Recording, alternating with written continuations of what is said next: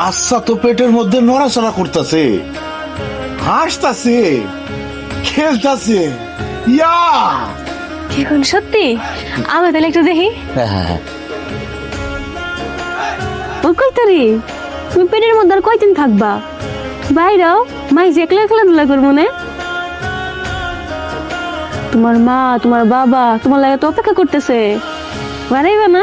তাড়াতাড়ি বেরো দাও। হ্যাঁ বোমা, দেখো না, তোমারও বাচ্চা হইব আমারও বাচ্চা হইব, তাইলে আমগো বাচ্চা হইব সম্পর্ক কি হইব?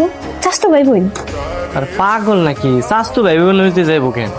আপন ভাই বোন হইব। কই যে কয় কি আপন ভাই বোন কেন হইব? তোমার বাচ্চা তো হইব তোমার পেট থেকে, আর আমার বাচ্চা আমার পেট থেকে। তো দুজন যদি দুই পেট থেকে হয়, তাহলে আপন ভাই বোন কেমনে?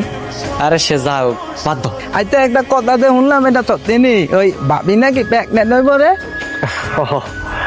তোরা ঠিকই শুনছিস, তোর ভাবির বাচ্চা হইব। আচ্ছা, এলিগা তোরা দুজনে একরকম মেক্সি বেড়ে বাইরিছস না? খুব সুন্দর লাগতাছে।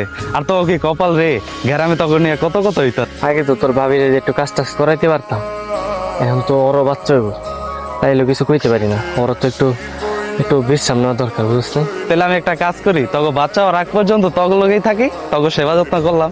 আমি একজন নিয়ে ঘুরতে পারি না, আর মিজন দুইজন নিয়ে ঘুরতেছি। ওর কি কপাল রে। এই ভাই কি কইলেন? কিছু না ভাই, কিছু না।